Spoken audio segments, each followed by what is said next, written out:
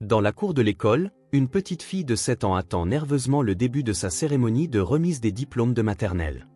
Elle est au comble du désespoir, car elle a promis à ses camarades de classe que son père arriverait d'un moment à l'autre. Lorsqu'elle aperçoit un homme élégant sur le point de monter dans une voiture de luxe, elle se précipite vers lui, joint les mains dans un geste de supplication et le supplie. « Monsieur, pourriez-vous être mon papa pour ma remise des diplômes ? Tous les pères sont venus, sauf le mien, s'il vous plaît. » L'homme contemple son visage désespéré, puis l'école remplie de familles heureuses, et son cœur se serre. Il lui demande de patienter juste une minute et s'en va dans sa voiture, laissant l'enfant en sanglots, convaincu d'avoir été abandonné. Mais ce qui se produit quelques minutes plus tard va tout changer. Avant de commencer l'histoire, n'oubliez pas de laisser un like et de vous abonner à la chaîne pour voir plus d'histoires comme celle-ci.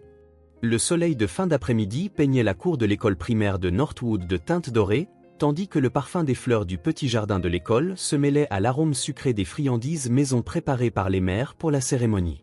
Sophia serrait entre ses doigts le diplôme vierge qu'elle allait recevoir dans quelques minutes. Ses 7 ans pesaient bien plus lourd qu'il n'aurait dû.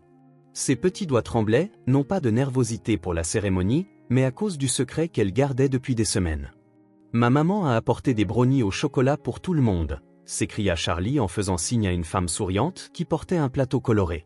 « Et mon papa est venu directement du travail juste pour me voir. » Sophia se força à sourire en observant les familles s'organiser dans la cour. Des mères ajustaient les nœuds dans les cheveux de leurs filles. Des pères prenaient des photos avec leur téléphone. Des grands-parents distribuaient des baisers empreints de fierté. Le cœur de la petite fille se serra en voyant la chaise vide au premier rang, là où son invité spécial aurait dû être assis. Depuis des semaines, elle inventait des histoires sur son père pour ses camarades. Elle prétendait qu'il travaillait très loin, qu'il était très important, qu'il arriverait par surprise pour la remise des diplômes. Les mensonges lui venaient si naturellement que parfois, elle finissait presque par y croire elle-même. Elle en oubliait presque qu'elle ne vivait qu'avec Mamie Lourdes, une femme de 85 ans qui peinait à sortir de son lit depuis des mois. « Sophia, où est ton père ?» demanda Béatrice, la fille la plus populaire de la classe, en regardant autour d'elle avec une curiosité malicieuse. « Tu avais dit qu'il viendrait. » « Il arrive, répondit Sophia un peu trop vite, sa voix plus aiguë que d'habitude. Il est juste, coincé dans les embouteillages. Mais le temps passait, et le mensonge pesait de plus en plus lourd. Madame Marcia, l'institutrice, commença à organiser les enfants en file, expliquant le déroulement de la cérémonie. Chaque diplômé entrerait main dans la main avec un membre de sa famille, recevrait son diplôme et prendrait une photo spéciale. Sophia sentit les larmes lui brûler les yeux en réalisant qu'elle serait la seule sans accompagnateur. C'est alors qu'elle vit l'homme. Grand, élégant, vêtu d'un costume gris impeccable qui contrastait avec son expression sérieuse et distante. Il se dirigeait d'un pas rapide vers une voiture noire rutilante garée juste devant l'école. Il semblait important, le genre de personne que Sophia imaginait quand elle rêvait d'un père. Ses cheveux grisonnants étaient soigneusement peignés, ses chaussures brillaient au soleil, et il y avait dans sa posture quelque chose qui dégageait autorité et succès. Sans réfléchir, Sophia quitta la file et courut vers lui. « Monsieur, attendez !» cria-t-elle, ses sandales claquant sur l'asphalte chaud. L'homme s'arrêta, surpris, et se tourna vers la fillette qui courait dans sa direction, ses tresses dansant et ses yeux déjà humides de larmes. Sophia l'atteignit, à bout de souffle, joignit ses petites mains en signe de supplication et leva son visage, laissant transparaître toute sa vulnérabilité. « Monsieur, pourriez-vous être mon papa pour ma remise des diplômes ?» sortirent les mots dans un murmure désespéré. « Tous les autres papas sont venus, sauf le mien. S'il vous plaît. » L'homme se figea. Il y avait dans ses yeux bruns remplis de larmes quelque chose qui le frappa comme un coup de poing à l'estomac. Depuis des années, il ne s'autorisait plus à ressentir quoi que ce soit. Il avait érigé de si hautes murailles autour de son cœur qu'il croyait que rien ne pourrait plus les percer. Mais là, une enfant, complètement vulnérable, implorait quelque chose de si simple et pourtant si complexe. « Je dois y aller », marmonna-t-il, plus pour lui-même que pour elle. Sophia vit l'hésitation dans ses yeux et s'accrocha à cet espoir comme on s'agrippe à une corde pour ne pas tomber dans un abîme. « C'est juste une petite cérémonie, monsieur, juste pour que je ne sois pas toute seule devant tout le monde. Tout le monde a un papa, sauf moi. » Sa voix se brisa sur le dernier mot. L'homme regarda sa voiture, puis l'école, et enfin la fillette qui avait placé tout son espoir entre les mains d'un inconnu. Une bataille silencieuse faisait rage en lui, opposant des décennies de protection émotionnelle à la prière désespérée d'une enfant. attends ici, dit-il finalement d'une voix rauque. Juste une minute. Il monta dans sa voiture et démarra, laissant Sophia plantée là, au milieu de la rue, regardant ses derniers espoirs s'éloigner avec la voiture noire qui disparaissait au coin de la rue. Sophia retourna dans la file des diplômés, les épaules basses et le cœur brisé. Les autres enfants étaient déjà en train d'être organisés par Madame Marcia, qui vérifiait efficacement les noms sur sa liste avec une sollicitude maternelle. La cour bourdonnait d'activités.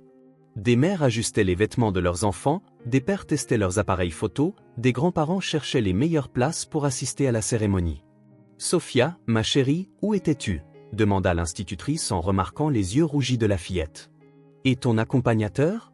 Tu avais dit que ton papa viendrait. » La gorge de Sophia se noua. Les mots refusaient de sortir, coincés dans un nœud de honte et de désespoir. Elle secoua simplement la tête, incapable d'admettre à voix haute qu'elle venait d'être rejetée une fois de plus. Le mensonge qu'elle entretenait depuis des semaines pesait maintenant sur ses épaules comme une pierre géante. « Il est parti », murmura-t-elle finalement, sa voix à peine audible. Madame Marcia s'agenouilla à la hauteur de la fillette, son visage exprimant un mélange de compassion et d'inquiétude. Elle connaissait la situation de Sophia, les difficultés que l'enfant rencontrait à la maison avec sa grand-mère malade. Elle avait essayé de contacter Mamie Lourdes à plusieurs reprises, mais la vieille dame pouvait à peine répondre au téléphone, même les bonjours. « Ne t'inquiète pas, mon amour, » dit l'institutrice en lui caressant le visage. « Tu peux entrer avec moi. Je serai ta famille aujourd'hui. » Mais les enfants alentour avaient déjà remarqué la situation. Les chuchotements commencèrent doucement, puis s'amplifièrent comme des ondes se propageant sur un lac calme. « Sophia n'a vraiment pas de père, » murmura Béatrice à un groupe de camarades. « Je savais bien qu'elle mentait, » ajouta un autre garçon.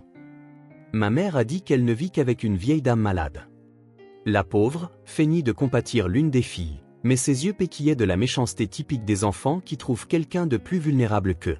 Sophia sentit ses joues brûler d'humiliation. Chaque chuchotement était comme une piqûre d'aiguille dans sa poitrine. Elle avait passé des semaines à construire un fantasme, à inventer un père parfait pour impressionner ses camarades, et maintenant tout s'effondrait sous des dizaines de regards curieux et jugeurs. Pendant ce temps, à quelques pâtés de maison de là, Edward Montgomery conduisait sa Mercedes sur l'avenue principale, les mains tremblantes sur le volant. À 52 ans, il était propriétaire de l'une des plus grandes entreprises de construction de la région, un homme habitué à prendre des décisions de plusieurs millions de dollars sans hésiter. Mais la supplique désespérée d'une fillette de 7 ans avait ébranlé les fondations même de son âme, qu'il croyait blindée à jamais. « Quelle folie est-ce là ?» se murmura-t-il, essayant de se convaincre qu'il avait bien fait de partir. « Je ne peux pas m'impliquer dans la vie d'une enfant que je ne connais pas. Je ne peux pas. » Mais l'image de ses yeux remplis de larmes ne quittait pas son esprit. La façon dont elle avait joint ses mains pour le supplier, la vulnérabilité pure dans sa voix brisée. Édouard avait passé les 8 dernières années à éviter toute situation susceptible de réveiller les sentiments paternels qu'il avait enterrés en même temps que ses propres rêves de famille. Il s'arrêta à un feu rouge et regarda sa montre. La cérémonie devait commencer dans 15 minutes. Il imagina la fillette retournant seule dans la file, affrontant l'humiliation d'être la seule sans accompagnateur. Il imagina le moment où elle devrait marcher seule jusqu'à l'estrade improvisée, tandis que tous les autres enfants seraient accompagnés de leurs parents fiers. « Ce n'est pas mon problème », répéta-t-il comme un mantra, mais sa voix semblait moins convaincante à chaque répétition. Le feu passa au vert et il continua sa route, mais ses mains étaient moites et son cœur battait à tout rompre. Une guerre silencieuse faisait rage en lui. D'un côté, 8 ans d'isolement émotionnel auto-imposé, la décision consciente de ne plus jamais s'autoriser à aimer pour éviter de souffrir. De l'autre, le souvenir de cette petite voix désespérée qui demandait juste à ne pas être seul. Édouard avait appris à ses dépens que l'engagement émotionnel signifiait devenir vulnérable à la douleur. Il s'était juré de ne plus jamais donner à quiconque le pouvoir de le détruire à nouveau. Mais quelque chose dans la sincérité désespérée de l'enfant avait percé toutes ses défenses, comme une flèche tirée en plein cœur. À l'école, la cérémonie était sur le point de commencer. Sophia occupait la dernière place de la file, essayant de se faire invisible. Madame Marcia fit un dernier réglage au micro et entama son discours d'ouverture, parlant de réussite, de croissance et du soutien fondamental des familles dans le processus éducatif. Chaque mot était une torture pour Sophia, qui gardait les yeux fixés au sol, comptant les fourmis qui marchaient entre les pavés de la cour. Elle ne voulait pas voir les familles heureuses, ne voulait pas être témoin de ce qu'elle ne pourrait jamais avoir. C'est alors qu'elle entendit le bruit d'une voiture s'arrêtant devant l'école. Le cœur de Sofia s'emballa lorsqu'elle reconnut le son du moteur. Elle leva lentement les yeux, presque incrédule, et vit la même voiture noire s'arrêter exactement au même endroit que tout à l'heure. Mais cette fois, quelque chose était différent. L'homme sortit du véhicule, tenant un bouquet de fleurs colorées qui semblait tout droit sorti d'un magazine et une boîte élégante que Sofia ne put identifier de loin. Les conversations dans la cour s'apaisèrent peu à peu, les adultes ayant remarqué l'arrivée de l'étranger bien habillé. Edward Montgomery s'avança d'un pas ferme vers l'école, mais son cœur battait de manière irrégulière. Au cours des 15 dernières minutes, il s'était arrêté à 3 endroits différents, un fleuriste chic du centre-ville, une célèbre pâtisserie gastronomique et enfin, devant le miroir des toilettes d'une station-service où il avait tenté de comprendre la folie qu'il était en train de commettre. « Excusez-moi » s'adressa-t-il à Madame Marcia, qui l'observait avec une curiosité évidente. « Je suis le père de Sofia. » Les mots sortirent plus facilement qu'il ne l'avait prévu, bien qu'une voix dans sa tête lui cria qu'il mentait à une éducatrice. Sofia sentit ses jambes flageoler. Il était revenu. L'homme élégant était vraiment revenu pour elle. « Oh !» sourit l'institutrice, visiblement soulagée. « Comme c'est merveilleux que vous ayez pu venir. » Sofia était si inquiète. Elle a dit que vous étiez coincé dans les embouteillages. Édouard regarda la fillette qui le fixait avec un mélange de gratitude et d'incrédulité. Ses yeux brillaient comme des étoiles, et pour la première fois de l'après-midi, un sourire sincère illumina son petit visage. « Je m'excuse pour le retard, » dit-il, se surprenant lui-même par le naturel de ses propres mots. « Je devais régler quelques affaires importantes avant de venir. » Sofia courut vers lui, et Édouard s'agenouilla instinctivement pour se mettre à sa hauteur. Un instant, il pensa qu'elle allait le serrer dans ses bras, mais Sofia se retint, gardant une distance respectueuse. Il y avait dans son regard quelque chose qui le toucha profondément, pas seulement de la gratitude, mais aussi une triste sagesse, celle de quelqu'un qui avait été déçu de nombreuses fois. « Merci d'être revenu » murmura-t-elle si bas que lui seul pouvait l'entendre. Édouard sentit quelque chose se briser dans sa poitrine. Il lui tendit le bouquet, observant ses yeux s'écarquiller devant les fleurs parfaites. « C'est pour toi, princesse, pour fêter ton diplôme. » Le murmure dans la cour s'intensifia. Certaines mères échangeaient des regards curieux, clairement impressionnées par l'élégance de l'homme et la qualité évidente des fleurs. Édouard remarqua l'attention qu'ils attiraient et ouvrit la boîte de chocolat fin. « Et ceux-ci, annonça-t-il d'une voix forte pour que tout le monde entende, sont à partager avec tous tes camarades. Après tout, vous êtes tous diplômés aujourd'hui. » La réaction fut immédiate. Les enfants s'approchèrent avec enthousiasme en voyant les chocolats de luxe parfaitement alignés dans la boîte somptueuse. C'étaient des friandises que la plupart d'entre eux n'avaient jamais goûtées, emballées individuellement avec de minuscules rubans dorés. « Punaise, quel chocolat de luxe !» s'exclama Charlie, oubliant momentanément ses bonnes manières. « Sofia, ton père est trop cool », dit Béatrice, qui quelques minutes plus tôt chuchotait des méchancetés. Sa voix portait maintenant une envie à peine dissimulée. Soudain, Sofia n'était plus la fille solitaire et sans famille qui faisait pitié. Elle était devenue l'enfant dont le père avait apporté les plus beaux cadeaux à la cérémonie. La transformation fut instantanée et magique. Les camarades qui l'avaient ignoré s'approchaient maintenant avec des sourires intéressés, voulant en savoir plus sur cet homme élégant qui distribuait des chocolats importés. Édouard observait tout cela avec un mélange de satisfaction et de malaise. Il avait acheté ses friandises coûteuses sur un coup de tête, sans réfléchir aux conséquences. Il réalisait maintenant qu'il avait créé une situation complexe. Les autres enfants le regardaient avec admiration. Certains parents chuchotaient entre eux, essayant manifestement de savoir qui était cet homme bien habillé qu'ils ne reconnaissaient pas du cercle social de l'école publique. « Papa » Sofia testa le mot avec précaution. « Tu restes pour toute la cérémonie » La simple question le frappa comme un éclair. « Papa » un mot qu'il n'avait pas entendu depuis des années, qu'il avait appris à éviter dans les films, les conversations, les souvenirs. Venant des lèvres de cette petite fille, il sonnait différemment. Il sonnait comme une possibilité qu'il n'avait jamais envisagée. « Bien sûr », répondit-il avant que son esprit rationnel ne puisse interférer. « Je ne manquerai ta remise de diplôme pour rien au monde. » Madame Marcia frappa dans ses mains, attirant l'attention de tous. « Commençons notre cérémonie. Famille, veuillez prendre place.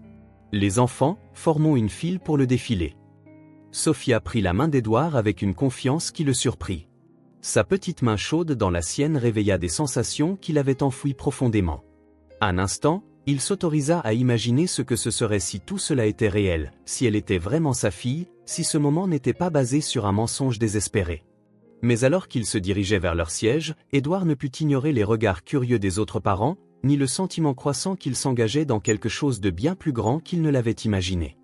La musique solennelle jouée par le petit système de sonorisation de l'école résonna dans la cour tandis que les enfants formaient une file ordonnée. Sophia était radieuse, tenant le bouquet de fleurs comme s'il s'agissait du trésor le plus précieux au monde. À ses côtés, Édouard essayait de digérer la situation surréaliste dans laquelle il se trouvait, en costume dans une école publique, sur le point de participer à la remise des diplômes d'une enfant qu'il avait rencontrée moins d'une heure auparavant. « Mesdames et messieurs, chère famille », annonça Madame Marcia dans le micro qui grésillait légèrement, « bienvenue à la cérémonie de remise des diplômes de notre chère classe de maternelle. » Des applaudissements retentirent dans la cour, décorés de banderoles colorées fabriquées par les enfants eux-mêmes. Édouard remarqua à quel point tout était simple, mais rempli d'affection. Les décorations étaient faites à la main, les chaises en plastique empruntées à l'église du quartier, la scène improvisée avec des planches de bois. Pourtant, ou peut-être à cause de cela, il y régnait une atmosphère de célébration authentique qu'il n'avait pas connue depuis des années dans ces cercles sociaux sophistiqués. Nous invitons maintenant chaque diplômé à recevoir son diplôme des mains de son membre de famille spécial, poursuivit l'institutrice. D'abord, nous appelons Béatrice Santos, accompagnée de sa maman. Sophia serra la main d'Édouard tandis qu'il regardait Béatrice monter fièrement sur scène avec sa mère. La femme, visiblement émue, remit le diplôme à sa fille et posa pour les photos prises par les proches qui se pressaient pour obtenir le meilleur angle. Olivia Peterson, accompagnée de son papa. Édouard observa l'homme en uniforme de mécanicien, clairement sorti du travail, les mains encore légèrement tachées de graisse, mais les yeux brillants de fierté. Il avait pris un congé pour être là, sacrifiant probablement une demi-journée de salaire pour voir sa fille recevoir ce morceau de papier qui signifiait tant. Charlie Miller, accompagné de sa mamie. Une vieille dame avec une canne monta lentement les marches improvisées, aidée par son petit-fils. Le garçon attendit patiemment qu'elle trouve son équilibre avant de prendre le diplôme, puis la serra dans ses bras avec une tendresse qui fit déglutir Édouard. Sofia Mendes, annonça enfin Madame Marcia, accompagnée de son papa. Le cœur d'Édouard s'emballa. Le voilà, annoncé publiquement comme le père d'une enfant qu'il ne connaissait pas. Mais lorsqu'il regarda Sophia, il vit un bonheur si pur dans ses yeux que toute hésitation disparut momentanément. Ils marchèrent ensemble vers la scène. Sophia marchait sur la pointe des pieds, essayant de paraître plus grande, tandis qu'Édouard sentait les regards curieux de toutes les personnes présentes. Certaines mères chuchotaient entre elles, essayant clairement de se souvenir si elles avaient déjà vu cet homme lors des réunions scolaires. Madame Marcia tendit le diplôme à Édouard, qui s'agenouilla pour être à la hauteur de Sophia. Le moment sembla suspendu dans le temps. Il tenait le papier décoré de dessins d'enfants et le lui remit avec une solennité qui les surprit tous les deux. « Félicitations, Sophia, dit-il, et sa voix sortit plus émue qu'il ne l'aurait voulu. Tu l'as mérité à force de travail. » Sophia tint le diplôme à deux mains comme s'il était en cristal. Ses yeux se remplirent de larmes de pur bonheur. L'espace d'un instant magique, elle se sentit vraiment comme n'importe quel autre enfant, aimé, soutenu, célébré. « Papa, murmura-t-elle. Et cette fois, le mot sortit plus naturellement. « Merci d'être là. » Le photographe bénévole de l'école les positionna pour la photo officielle. Édouard posa sa main sur l'épaule de Sophia, sentant la fragilité de ses petits os sous la robe simple mais propre. Elle sourit à l'appareil photo avec une joie qui irradiait tout autour d'elle. Le flash crépita, immortalisant ce moment impossible. Quand ils descendirent de la scène, ils furent entourés par d'autres familles. Certaines mères s'approchèrent avec des sourires curieux, désireuses d'engager la conversation avec cet homme bien habillé qu'elles ne reconnaissaient pas. « On ne vous a pas vu aux réunions parents-professeurs », commenta l'une d'elles avec une fausse cordialité. « Vous devez beaucoup travailler, j'imagine. » Édouard sentit le poids de cet examen. Chaque question était un piège potentiel. Chaque réponse pouvait exposer la mascarade qu'ils avaient créée. « Oui, je voyage beaucoup pour le travail, » répondit-il vaguement, rapprochant Sophia de lui. « Mais je ne manquerai la remise de diplôme de ma fille pour rien au monde. » Sophia le regarda avec admiration lorsqu'il l'appela ma fille. Les mots sonnaient si naturels que, l'espace d'un instant, elle oublia que tout cela n'était qu'un jeu temporaire. La cérémonie se poursuivit avec une petite collation communautaire. Édouard observa Sophia interagir avec ses camarades, remarquant comment elle s'était transformée depuis son arrivée. La fillette timide et humiliée était devenue le centre de l'attention, entourée d'enfants qui voulaient être ses amis. Mais il remarqua aussi quelque chose de plus subtil, la façon dont elle le regardait de temps en temps, comme pour s'assurer qu'il était toujours là, qu'il n'allait pas disparaître comme un rêve.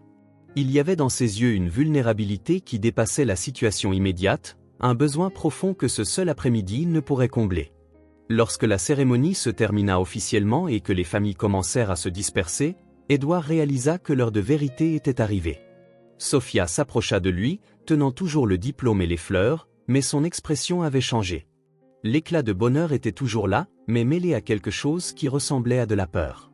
La cour de l'école était presque vide lorsque Sophia trouva enfin le courage d'aborder Édouard. Il rangeait son téléphone dans sa poche après avoir pris un bref appel du bureau, essayant de maintenir une apparence de normalité lors d'une journée qui avait été tout sauf normale. « Monsieur », commença-t-elle, puis se corrigea rapidement. « Papa, tu peux me ramener à la maison ?» La simple question portait un poids qu'Édouard n'avait pas anticipé. Bien sûr, elle s'attendait à ce qu'il la ramène. N'importe quel père le ferait après la remise des diplômes de sa fille. Mais il n'était pas son père, et il n'avait aucune idée de l'endroit où elle vivait ni de sa situation familiale réelle. « Bien sûr », répondit-il, bien qu'une voix dans sa tête cria des avertissements. « Où habites-tu » Sophia hésita, regardant ses pieds. Ses sandales simples contrastaient de façon spectaculaire avec les chaussures italiennes d'Édouard. Elle savait que le moment de vérité était arrivé, qu'elle ne pourrait plus maintenir le fantasme qu'elle avait créé. « C'est un peu loin d'ici », murmura-t-elle. Tout au bout de la ville, après la vieille station-service, il y a un petit chemin de terre. C'est là. Édouard hocha la tête, essayant de paraître naturel. D'accord, allons-y avec ma voiture. La Mercedes noire attira encore plus l'attention alors qu'il s'en approchait. Sophia n'était jamais montée dans une voiture aussi luxueuse. Les sièges en cuir sentaient le neuf, le tableau de bord brillait, et il y avait des boutons dont elle ne pouvait même pas imaginer l'utilité. Elle s'installa sur le siège passager, tenant le diplôme et les fleurs comme des talismans. Pendant les premières minutes du trajet, ils maintinrent un silence confortable. Édouard conduisait lentement, suivant les indications murmurées de Sophia. À mesure qu'il s'éloignait du centre-ville, les rues devenaient progressivement plus étroites et plus délabrées. Les grandes maisons laissèrent place à des constructions simples, puis à des cabanes de bois et de tôle. « Monsieur », rompit soudainement le silence Sophia, sa voix minuscule. « Je dois vous dire quelque chose. » Édouard sentit son estomac se nouer. Il y avait dans son ton quelque chose qui présageait une révélation importante. « Vas-y », l'encouragea-t-il, gardant les yeux sur la route cahoteuse. « Je vous ai menti. » Les mots sortirent dans un murmure chargé de culpabilité. « Je n'ai pas de père. Je n'en ai jamais eu. Je ne vis qu'avec mamie Lourdes, mais ce n'est pas ma vraie grand-mère. Elle m'a trouvé quand j'étais un tout petit bébé et elle m'a élevé. » Édouard arrêta la voiture sur le côté de la route. Il avait besoin de digérer cette information en la regardant. Sophia se recroquevilla sur son siège, s'attendant à être rejetée à nouveau. « Mamie Lourdes est très malade, » poursuivit-elle, les larmes commençant à couler. « Elle peut à peine sortir de son lit. Parfois, elle ne peut même pas me préparer à manger. C'est moi qui m'occupe d'elle, qui lui apporte de l'eau, qui range la maison. » L'image qu'Édouard s'était mentalement construite commença à se défaire. Il avait imaginé une famille simple mais structurée, pas une enfant de 7 ans s'occupant seule d'une femme âgée et malade. À l'école, tout le monde a un papa et une maman, sanglota Sophia. J'ai inventé que j'avais un père important qui voyageait beaucoup. J'ai inventé tellement d'histoires que parfois, même moi j'y crois. Mais quand je vous ai vu là, si élégant, j'ai pensé que vous pourriez faire semblant d'être mon père juste pour un petit moment, juste pour que je n'ai pas honte à la remise des diplômes. Édouard eut l'impression que quelqu'un lui serrait les poumons. La responsabilité de ce qu'il avait fait le frappa de plein fouet. Il n'avait pas seulement participé à une mascarade innocente. Il était entré dans la vie d'une enfant manifestement en situation de vulnérabilité. « Sophia, » dit-il prudemment, « où habites-tu exactement? Comment est ta maison? » « C'est une cabane, » admit elle, la honte évidente dans sa voix. « Il pleut à l'intérieur quand il pleut. Mamie Lourdes dort sur un vieux lit et moi, je dors sur un lit qu'elle a fabriqué avec des caisses et un matelas fin. Il n'y a pas d'eau à l'intérieur de la maison. Je vais la chercher au robinet communautaire au coin de la rue. Mais mamie Lourdes m'aime très fort et je l'aime aussi. » La dernière phrase fut prononcée avec une fierté féroce qui toucha profondément Édouard. Même au milieu d'une pauvreté extrême, Sophia parlait d'amour avec une certitude absolue. « Pourquoi n'as-tu rien dit à l'école, à l'institutrice » demanda-t-il. « Mamie Lourdes a peur qu'on me l'enlève » expliqua Sophia avec la triste sagesse de quelqu'un qui a grandi trop vite. Elle dit que certaines personnes ne comprennent pas que l'amour n'a pas besoin d'un papier signé. Alors je ne dis jamais à personne qu'elle est malade, que parfois il n'y a pas à manger, que c'est moi qui m'occupe d'elle. Édouard resta silencieux pendant de longues minutes, absorbant l'ampleur de la situation. Une enfant de 7 ans vivant dans des conditions précaires, s'occupant d'une femme âgée et malade, gardant des secrets pour protéger la seule famille qu'elle connaissait. Et il s'était impliqué dans tout cela sur un coup de tête. « Sophia, dit-il finalement, tu vas me montrer où se trouve ta maison. » Elle hocha la tête, essuyant ses larmes du revers de la main. « Vous allez partir après avoir vu où j'habite » demanda-t-elle avec une vulnérabilité qui lui brisa le cœur. Édouard regarda cette petite fille courageuse qui avait affronté le monde seule pendant si longtemps, qui avait tout risqué dans une supplique désespérée à un étranger, et sentit quelque chose s'agiter dans sa poitrine, quelque chose qu'il s'était juré de ne plus jamais ressentir. « Je ne sais pas, répondit-il honnêtement. Mais d'abord, je dois rencontrer Mamie Lourdes. Je dois vraiment comprendre ta situation. » Sophia sourit pour la première fois depuis le début de sa confession. « Elle va vous aimer » dit-elle avec conviction. « Mamie Lourdes dit toujours qu'il y a des anges déguisés dans le monde. Je crois que vous en êtes un. » La Mercedes noire semblait absurdement déplacée sur le chemin de terre. Édouard conduisait lentement, évitant les plus gros nids de poules, tout en observant le paysage se transformer progressivement. Les maisons en briques laissèrent place à des constructions de fortune, puis à des cabanes de bois et de bâches. Le contraste avec son monde de manoirs et de bureaux vitrés était brutal. « C'est là-bas », indiqua Sophia en désignant une structure qui ressemblait plus à un tas de vieilles planches et de feuilles de tôle. « La cabane bleue. » Édouard arrêta la voiture et resta silencieux quelques secondes, essayant d'assimiler ce qu'il voyait. La cabane que Sophia avait mentionnée était encore pire que ce qu'il avait imaginé. Les murs étaient faits de vieux contreplaqués peints en bleu délavé par endroits. Le toit de tôle était manifestement percé à plusieurs endroits, rafistolé avec des morceaux de bâche en plastique. Un rideau déchiré servait de porte. « Mamie Lourdes doit être en train de dormir », murmura Sophia, remarquant l'expression choquée d'Édouard. « Elle dort beaucoup parce que les médicaments la fatiguent. Mais elle sera contente de vous rencontrer. » Édouard sortit de la voiture comme dans un état de transe. L'odeur d'égout à ciel ouvert mêlée à la fumée de bois envahit ses narines. Des enfants curieux commencèrent à s'approcher, attirés par la voiture de luxe qui contrastait totalement avec l'environnement. Quelques femmes apparurent sur le pas de leur porte, chuchotant entre elles à propos de l'étranger bien habillé qui venait d'arriver. Sophia écarta doucement le rideau qui servait de porte. « Mamie Lourdes, la cérémonie est terminée. Je t'ai amené quelqu'un. » Édouard entra dans ce que Sophia appelait une maison et sentit l'air lui manquer. L'espace ne dépassait pas 3 mètres sur 3. Le sol était en terre battue, partiellement recouvert de morceaux de vieux linoléum. Dans un coin, un lit en fer rouillé où reposait une femme âgée extrêmement maigre, aux cheveux blancs clairsemés et à la peau jaunie par la maladie. « Ma petite fille », la voix de Mamie Lourdes n'était qu'un murmure rauque. « Comment s'est passée ta remise de diplôme ? As-tu eu ton petit diplôme ?» Sophia courut vers le lit et montra fièrement le diplôme. « Regarde, mamie, et regarde les fleurs que j'ai eues, et il y avait du chocolat pour tout le monde. » Édouard resta près de l'entrée, observant l'interaction entre les deux. Il y avait tant d'amour authentique dans ce minuscule espace qu'il se sentit comme un intrus. Mamie Lourdes fit un effort héroïque pour s'asseoir dans son lit, s'appuyant sur ses bras tremblants. « Et qui est ce monsieur élégant ?» demanda-t-elle, ses yeux encore vifs malgré la maladie évidente. « Mamie, c'est le monsieur qui m'a aidé à la cérémonie. » Sophia hésita dans sa présentation, se souvenant de leur conversation dans la voiture. « Il a fait semblant d'être mon père pour que je ne sois pas seule. » Mamie Lourdes étudia Édouard avec le regard pénétrant de quelqu'un qui a beaucoup vécu et appris à lire les gens. Il s'approcha lentement, se sentant mal à l'aise dans son costume coûteux dans cet environnement de pauvreté extrême. « Enchanté de vous rencontrer, Madame Lourdes. »« Juste Lourdes », compléta-t-elle avec un sourire édenté. « Asseyez-vous là, sur la chaise, monsieur.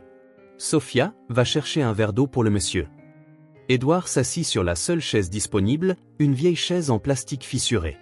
Sophia disparut derrière un rideau qui divisait l'espace, et il put entendre le bruit de l'eau versée d'un seau. « Merci d'avoir aidé ma petite », dit Mamie Lourdes, la voix chargée d'émotion.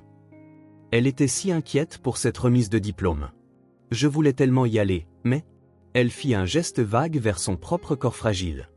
Édouard remarqua les ecchymoses violacées sur ses bras, signe qu'elle se contusionnait facilement. Il remarqua aussi sa légère suffocation rien qu'en s'asseyant. « Pas besoin de me remercier », murmura Édouard, se sentant de plus en plus mal à l'aise. N'importe qui aurait fait la même chose. « Non, monsieur, ce n'est pas vrai », le corrigea doucement Mamie Lourdes. « J'ai appris il y a longtemps que le monde n'est pas généreux avec les gens comme nous. Vous avez fait quelque chose de spécial aujourd'hui. » Sophia revint avec un verre d'eau dans une tasse dépareillée. Édouard but une gorgée, essayant de ne pas penser à l'origine de l'eau, et observa comment elle se déplaçait dans la maison avec une efficacité d'adulte. Elle organisa les médicaments de Mamie Lourdes, ajusta son oreiller, vérifia s'il y avait assez de nourriture pour le dîner. « Sophia m'a dit que vous viviez ici seule depuis longtemps », dit Édouard, essayant d'entamer une conversation qui l'aiderait à mieux comprendre la situation. « Depuis qu'elle a 6 mois, confirma Mamie Lourdes. Je l'ai trouvée dans une benne à ordures derrière le marché central, un tout petit bébé abandonné qui pleurait de faim et de froid. Je ne pouvais pas la laisser là, n'est-ce pas ? » Édouard sentit son estomac se nouer. Sophia avait été littéralement jetée comme un déchet. Et cette vieille femme malade l'avait sauvée et élevée avec amour pendant plus de 6 ans. Vous n'avez jamais essayé de régulariser la situation, de contacter les autorités compétentes. Mamie Lourdes rit, mais c'était un rire amer. Monsieur, vous croyez qu'il laisserait une femme de 85 ans qui ramasse des matériaux recyclables pour les vendre garder une enfant? Ils emmèneraient ma Sophia dans un foyer en un clin d'œil. Mieux vaut qu'elle reste ici avec moi, avec peu de choses mais beaucoup d'amour, que là-bas avec de la bonne nourriture mais sans affection. Édouard regarda de nouveau autour de lui, essayant d'imaginer Sophia grandir dans cet environnement. Il vit le lit de fortune qu'elle avait mentionné, fait de caisses de légumes recouvertes d'un matelas fin. Il vit les rares jouets, mais soigneusement organisés. Il vit les murs décorés de dessins que Sophia avait fait à l'école. « Et maintenant ?» demanda-t-il, bien qu'il redoutât la réponse. « Comment vous en sortez-vous » Le silence qui suivit fut éloquent. Sophia cessa de ranger les médicaments et regarda Mamie Lourdes, qui soupira profondément. « C'est difficile, monsieur. Très difficile. Je ne peux plus travailler. Et l'argent que j'avais économisé est parti dans les médicaments. Sophia est trop jeune pour travailler, mais elle m'aide comme elle peut. Parfois, les voisins nous donnent quelque chose, mais tout le monde ici est dans le besoin. » Édouard eut l'impression d'être aspiré dans un tourbillon émotionnel. Il était entré dans cette maison en tant qu'étranger, rendant un service ponctuel, mais à chaque minute qui passait, il réalisait qu'il était confronté à une situation qui exigeait bien plus que sa présence à une cérémonie scolaire. Sophia s'approcha de lui, tenant toujours le diplôme. « Monsieur, merci beaucoup de m'avoir aidé aujourd'hui. C'était le plus beau jour de ma vie. » Et Édouard sut à ce moment-là qu'il ne pourrait pas simplement partir et faire comme si rien de tout cela ne s'était produit. Édouard passa toute la nuit éveillé dans son penthouse de 300 mètres carrés, regardant la ville illuminée à travers les baies vitrées. Le contraste entre son appartement luxueux et la cabane de Sophia le tourmentait. Chaque meuble de designer, chaque œuvre d'art sur les murs, chaque détail qui représentait autrefois son succès semblait maintenant une accusation silencieuse. Au matin, encore en pyjama de soie, il prit une décision qui le surprit lui-même. Il s'habilla rapidement avec des vêtements décontractés, un jean et un polo, chose qu'il n'avait pas portée depuis des années en dehors de chez lui. Il s'arrêta au supermarché le plus cher de la ville et remplit 2 sacs de produits qu'il savait manquants dans cette maison. Du lait, du pain, des fruits, des médicaments de base, des produits de nettoyage.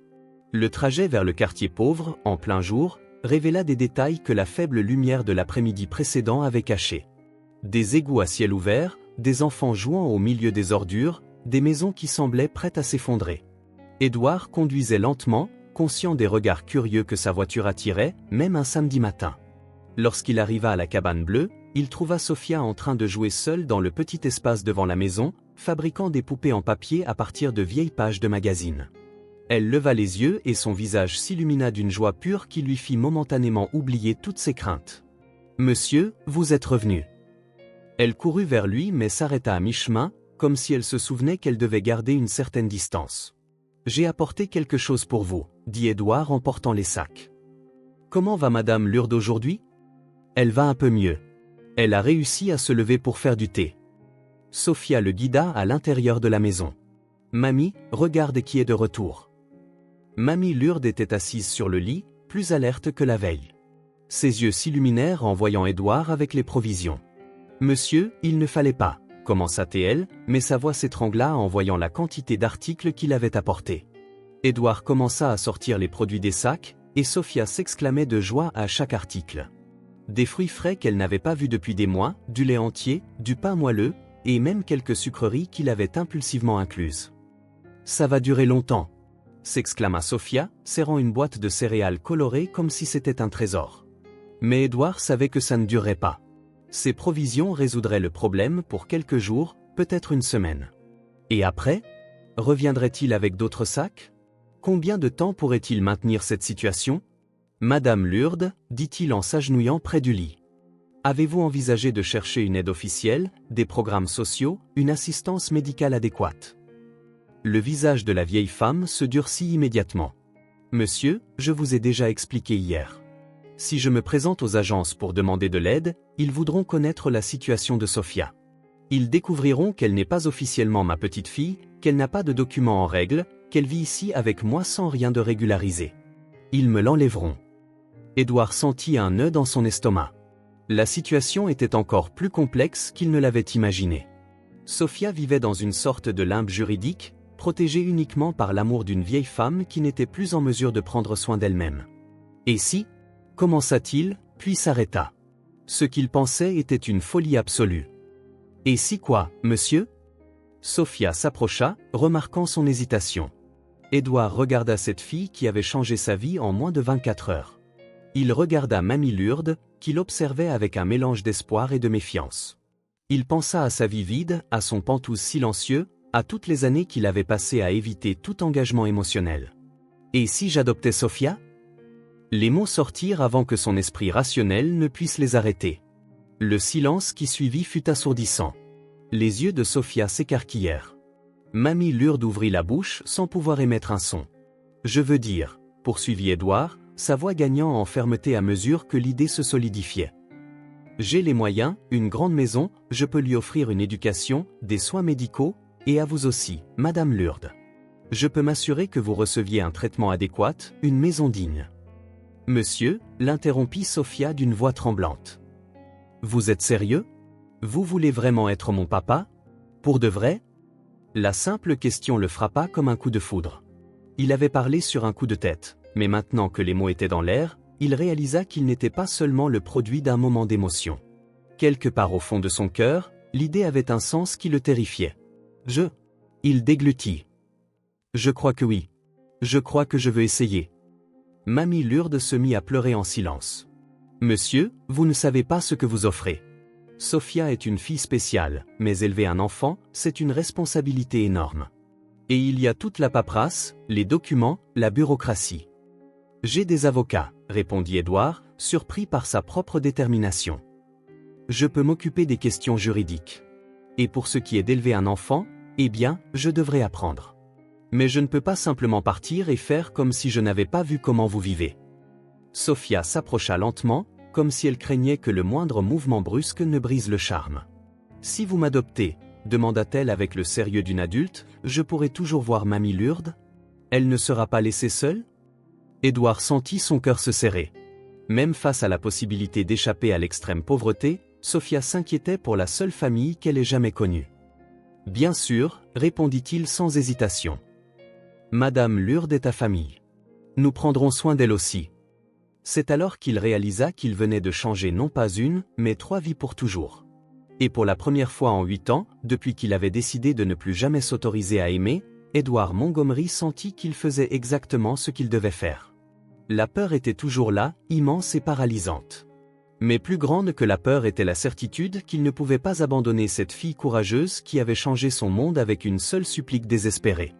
Alors il dit, en tendant la main à Sophia, « Et si on commençait à s'occuper des papiers pour que tu puisses officiellement être ma fille ?»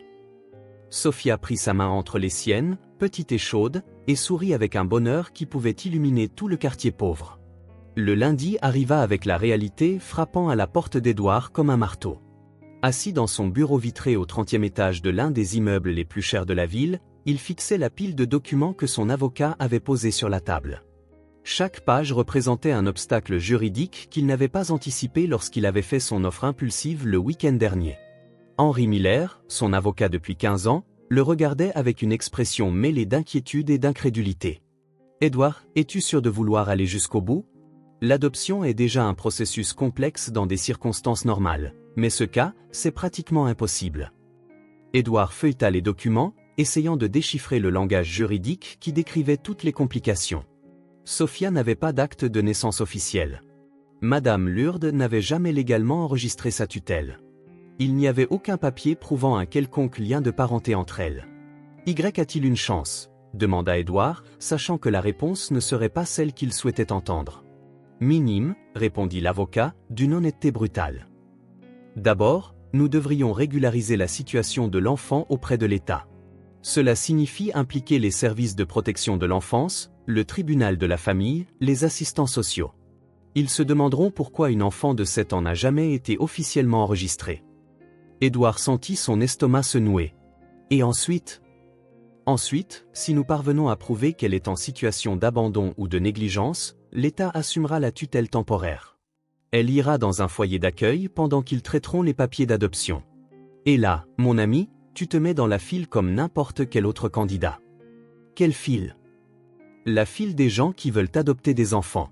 Et je peux t'assurer qu'un homme célibataire de 52 ans sans expérience avec les enfants n'est pas en tête des préférences des juges. » Edward se leva et se dirigea vers la fenêtre, observant la ville en contrebas. Quelque part dans cette mer de bâtiments et de maisons, Sophia aidait probablement Mamie Lourdes, organisait les médicaments, faisait des tâches ménagères qu'une enfant de 7 ans ne devrait pas avoir à faire. Combien de temps prendrait tout ce processus ? Si nous avons de la chance, 2 ans. De manière réaliste, 3 à 5 ans. Et c'est en supposant que tout se passe bien à la fin. Et pendant ce temps, Sophia resterait dans un foyer. Probablement, oui. Edward ferma les yeux. L'image de Sophia dans un foyer, séparée de Mamie Lourdes, séparée du seul amour qu'elle avait connu dans sa vie, était insupportable. « Il doit y avoir un autre moyen, » murmura-t-il. Henry Miller s'approcha, posant une main sur l'épaule de son ami. « Puis-je te demander pourquoi c'est si important pour toi ? Tu as toujours évité toutes sortes d'engagements familiales. Pourquoi cette enfant est-elle différente ?» Edward ne savait pas comment l'expliquer. Comment décrire le moment où une fille désespérée avait brisé des murs qu'il pensait indestructibles? Comment expliquer que pour la première fois depuis des années, il avait senti que sa vie avait un but plus grand que d'accumuler de l'argent? « Elle me rappelle qu'il y a des choses plus importantes que le succès financier, » dit-il finalement. « Et je ne peux pas l'abandonner maintenant. » Le téléphone du bureau sonna, interrompant la conversation. La secrétaire annonça un appel urgent de l'école de Sophia.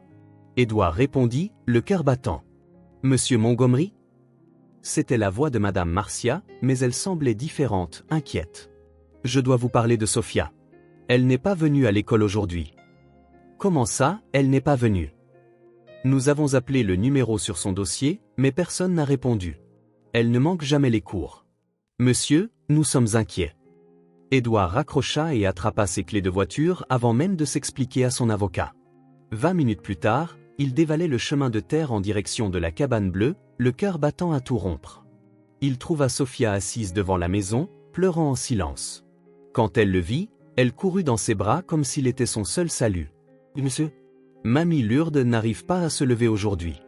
Elle est très faible et je ne sais pas quoi faire. » Edward entra dans la maison et vit Mamie Lourdes dans un état bien pire que les jours précédents. Sa respiration était laborieuse, ses lèvres avaient une teinte bleutée inquiétante, et elle pouvait à peine ouvrir les yeux. « Elle doit aller à l'hôpital, » dit-il, plus pour lui-même que pour Sophia. « Mais elle ne veut pas y aller, » sanglota Sophia. « Elle dit que si elle va à l'hôpital, ils découvriront pour moi. Ils m'emmèneront. » Edward s'agenouilla près du lit et prit la main tremblante de Mamie Lourdes. « Madame Lourdes, vous avez besoin de soins médicaux. Je vous promets que je m'occuperai de Sophia. » Les yeux de la vieille femme s'ouvrirent avec effort. « Monsieur, si j'y vais, prenez soin de ma petite. Ne les laissez pas l'emmener. »« Je le promets, » dit Edward, et pour la première fois de sa vie, une promesse le terrifia complètement. Il appela une ambulance privée, utilisant ses contacts pour assurer la discrétion. Pendant qu'ils attendaient, il tint Sophia dans ses bras, la sentant trembler de peur et d'épuisement. « Monsieur, murmura-t-elle, si mamie Lourdes s'en va, je serai vraiment seule. » Édouard regarda cette fille courageuse qui avait porté des responsabilités trop lourdes pour son âge et prit une décision qui allait tout changer. « Non, dit-il avec une fermeté qui le surprit lui-même. Tu ne seras plus jamais seul. Je te le promets. » Mais alors que l'ambulance s'éloignait avec mamie Lourdes, Édouard savait qu'il venait de promettre quelque chose qu'il ne pourrait peut-être pas tenir. Les obstacles juridiques n'étaient que le début. Désormais, il devrait se battre contre tout le système pour garder Sophia en sécurité, et il ne savait même pas par où commencer. Avec mamie Lourdes hospitalisée, Sophia passa la première nuit de sa vie dans le pantouse d'Édouard. Elle déambulait dans les immenses pièces comme dans un musée, touchant délicatement des objets coûteux, murmurant « ouah » à chaque nouvelle découverte. La baignoire en marbre était plus grande que toute la cabane où elle vivait, et elle demanda si elle pouvait vraiment utiliser ces serviettes aussi douces que des nuages. Édouard prépara la chambre d'amis pour elle, mais quand il alla vérifier si tout allait bien, il trouva Sophia recroquevillée dans un fauteuil du salon, regardant par la fenêtre géante. « Tu n'arrives pas à dormir ?» demanda-t-il en s'asseyant à côté d'elle. « C'est très différent ici, murmura-t-elle. Très silencieux. Chez nous, il y a toujours le bruit des voisins, des enfants qui jouent, des chiens qui aboient. Ici, c'est trop calme. Ça me fait penser à mamie Lourdes, toute seule à l'hôpital. » Édouard sentit un pincement au cœur. Il s'était tellement habitué au silence luxueux de sa vie qu'il avait oublié à quel point il pouvait être angoissant pour une enfant habituée à la chaleur d'une communauté. Et si on appelait l'hôpital pour savoir comment elle va? Les yeux de Sophia s'illuminèrent. L'appel apporta de bonnes nouvelles. Mamie Lourdes était stable, répondait bien au traitement et pourrait recevoir des visites le lendemain. Le lendemain matin, Édouard dut emmener Sophia à l'école avant d'aller travailler. Les commentaires commencèrent dès qu'ils sortirent de la Mercedes devant le portail de l'école primaire de Northwood. « Regarde, les filles » chuchota une des mères à son amie.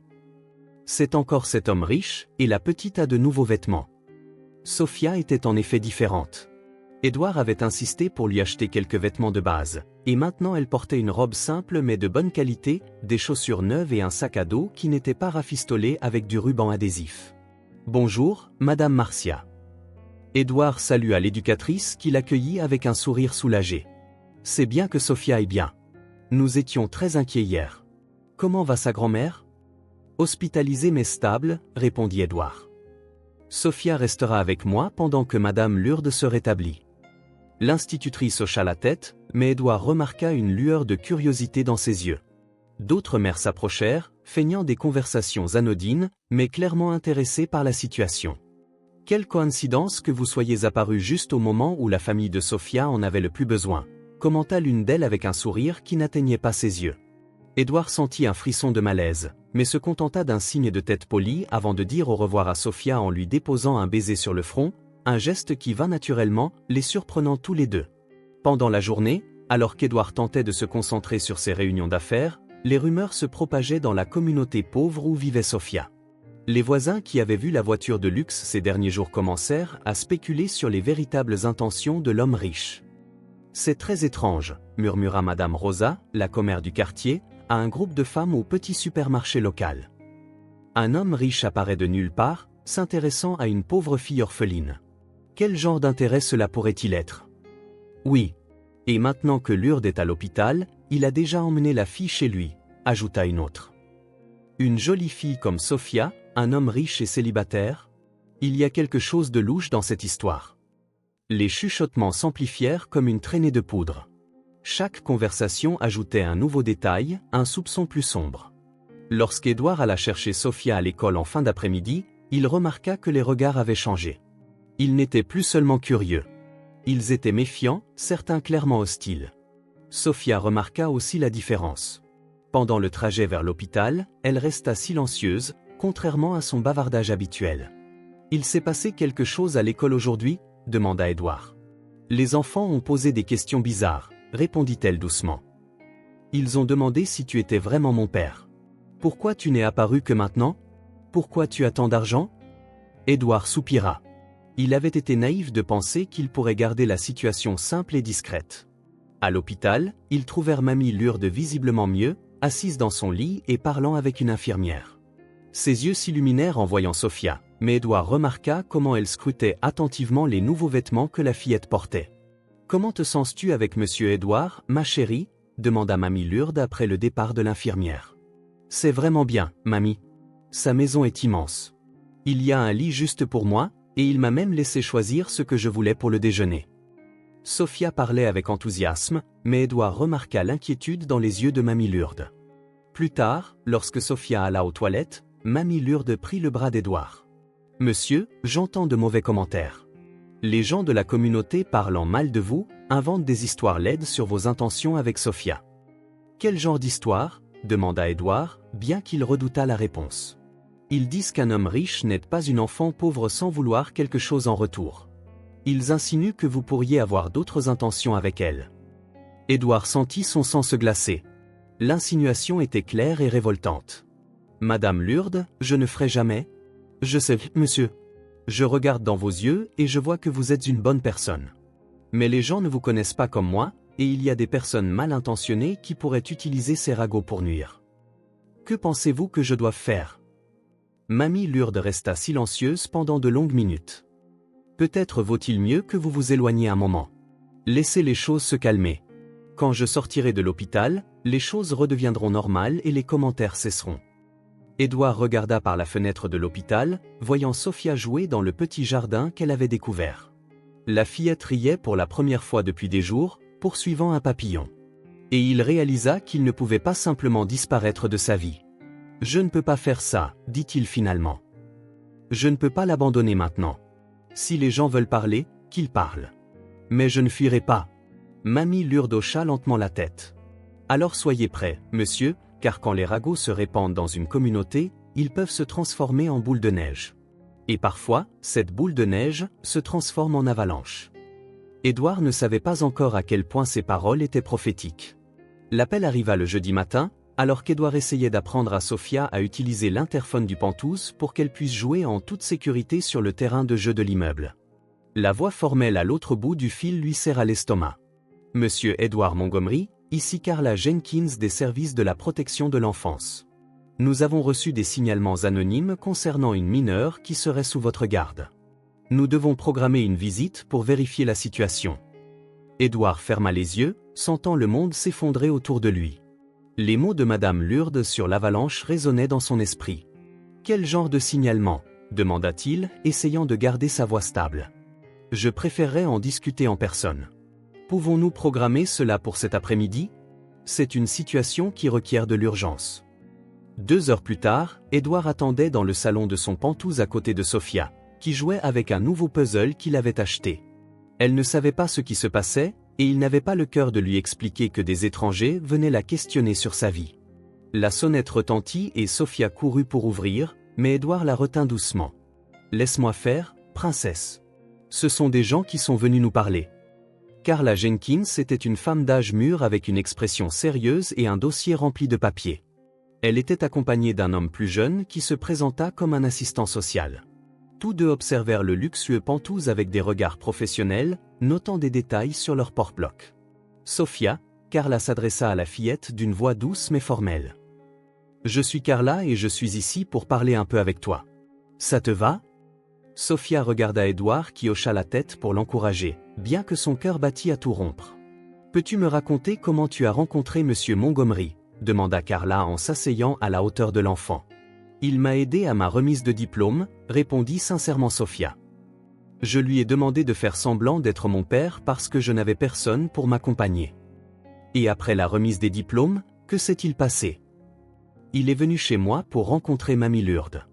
Il a apporté de la nourriture et des médicaments pour nous. Quand Mamie est tombée malade, il l'a emmenée à l'hôpital et a dit qu'il s'occuperait de moi. » Édouard réalisa à quel point les réponses innocentes de Sophia pouvaient paraître suspectes à des oreilles méfiantes. Une enfant aidée par un homme riche inconnu, emmenée dans un Pantouse luxueux après que sa seule parente ait été hospitalisée. « Sophia, » poursuivit Carla, « est-ce que monsieur Montgomery a déjà fait quelque chose qui t'a mise mal à l'aise ? Quelque chose qui t'a semblé étrange ?» Les yeux de Sophia s'écarquillèrent, et elle regarda Édouard d'un air confus. « Étrange comment ? N'importe quoi. Peut-être qu'il t'a demandé de ne dire à personne quelque chose que vous avez fait ensemble. » « Non, » répondit Sophia, de plus en plus confuse. « Il est juste très gentil. Il me laisse choisir ce que je veux manger. Il m'a acheté de nouveaux vêtements. Et hier, il m'a appris à jouer à un jeu sur sa tablette. L'assistant social nota tout, et Edouard réalisa comment chaque gentillesse pouvait être interprétée comme une tentative de gagner la confiance de l'enfant. Monsieur Montgomery, Carla se tourna vers lui. Pouvez-vous nous expliquer exactement quelle est votre relation avec cet enfant? Edouard prit une profonde inspiration. Nous n'avons aucune relation de parenté. J'ai rencontré Sophia il y a une semaine lorsqu'elle m'a demandé de l'accompagner à sa remise de diplôme. Après avoir vu les conditions dans lesquelles elle vivait, j'ai offert mon aide. Et quelle est exactement votre intention avec cette aide? J'ai entamé une procédure d'adoption. Je veux officialiser la garde de Sophia et m'assurer qu'elle ait accès à l'éducation, aux soins de santé et aux opportunités qu'elle mérite. Carla et l'assistant social échangèrent des regards significatifs. Monsieur Montgomery, êtes-vous conscient que pour adopter un enfant aux États-Unis, il y a une procédure légale spécifique? Vous ne pouvez pas simplement décider de garder une mineure. J'en suis conscient. Mon avocat s'occupe déjà des démarches nécessaires. Et Madame Lourdes, quelle est exactement sa situation par rapport à l'enfant? Edouard hésita. C'était la question qu'il redoutait. Madame Lourdes s'occupe de Sophia depuis qu'elle est bébé, mais il n'y a aucune documentation officielle de cette garde. Le silence qui suivit fut éloquent. Carla referma son porte-bloc d'un coup sec. Monsieur Montgomery, je dois vous informer que Sophia est en situation irrégulière. Une mineure ne peut pas rester sous la garde d'une personne sans lien de parenté ou autorisation du tribunal. Sophia s'approcha d'Edouard, sentant la tension dans l'air. Qu'est-ce que ça veut dire? Demanda-t-elle d'une petite voix. Carla s'agenouilla de nouveau devant elle. Sophia, tu vas devoir venir avec nous pour quelques jours, le temps qu'on règle toute cette situation. Aller où? Les yeux de Sophia se remplirent instantanément de larmes. Dans un endroit où d'autres enfants restent pendant que les adultes règlent la paperasse. C'est juste temporaire. Non. Sophia courut vers Edouard, s'agrippant à sa jambe. Je ne veux pas y aller. Je veux rester avec Monsieur Edouard et Mamie Lourdes. Edouard sentit son cœur se briser. Il s'agenouilla et tint Sophia par les épaules. Sophia, regarde-moi. J'ai promis que je ne t'abandonnerai pas. Tu te souviens? Je vais arranger ça.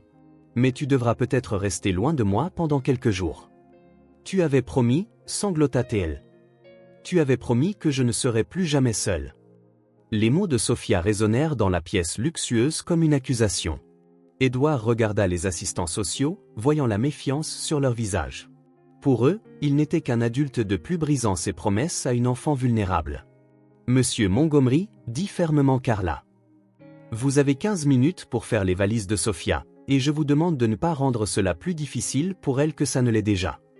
Edouard savait qu'il avait perdu la première bataille, mais alors qu'il aidait Sophia à ranger ses quelques nouveaux vêtements, il lui murmura à l'oreille, « Je viendrai te chercher. Peu importe le temps que ça prendra, je viendrai te chercher. » Sophia ne fit que pleurer, s'accrochant à son diplôme de fin d'études comme si c'était le dernier lien avec le seul moment heureux qu'elle avait vécu.